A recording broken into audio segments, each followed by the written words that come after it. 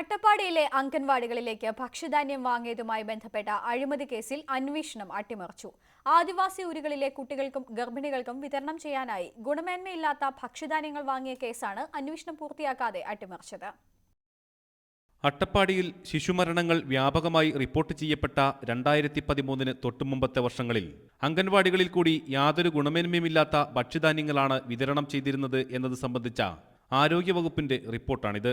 അഗളിയിലെ സാമൂഹ്യക്ഷേമ വകുപ്പ് ഗോഡൌണിൽ നിന്നും പിടിച്ചെടുത്ത ഭക്ഷ്യധാന്യങ്ങൾ പരിശോധിച്ചപ്പോൾ ഇവ ഉപയോഗിച്ചാൽ ഭക്ഷ്യവിഷബാധയും മരണവും വരെ സംഭവിക്കാം എന്ന് റിപ്പോർട്ട് വ്യക്തമാക്കിയിരുന്നതാണ്. എന്നിട്ടും ഈ റിപ്പോർട്ടിന്റെ അടിസ്ഥാനത്തിൽ ഒരു നടപടിയും സ്വീകരിക്കാൻ അധികൃതർ തയ്യാറായില്ല. പോഷകാഹാരക്കുറവ് മൂലം 2013 മാത്രം അട്ടപ്പാടിയിൽ 31 ശിശുമരണങ്ങൾ സംഭവിച്ചു. എന്നാൽ അംഗൻവാടികളിലൂടെ ഗുണമേന്മയില്ലാത്ത ഭക്ഷ്യധാന്യങ്ങൾ വിതരണം ചെയ്ത ഒരാൾക്കെതിരെ പോലും നടപടിയുണ്ടായില്ല. പ്രശ്നം അന്വേഷിക്കാൻ 2015 ജനുവരി 28 നിയമസഭാ സമിതി അട്ടപ്പാടിയിൽ സിറ്റിംഗ് തീരുമാനിച്ചിരുന്നുവെങ്കിലും പിന്നീട് മാറ്റിവെച്ചു.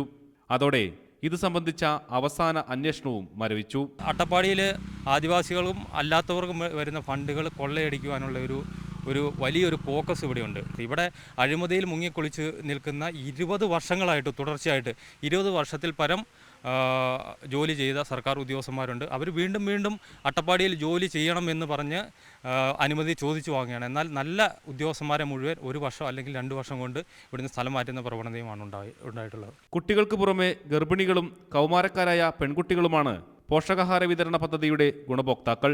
ICDS മുഖേന നടപ്പിലാക്കിയ പദ്ധതിക്കായി ത്രിവേണി മാവേലി സ്റ്റോറുകൾ മുഖേനയാണ് ഭക്ഷ്യധാന്യങ്ങൾ വാങ്ങേണ്ടിയിരുന്നത്.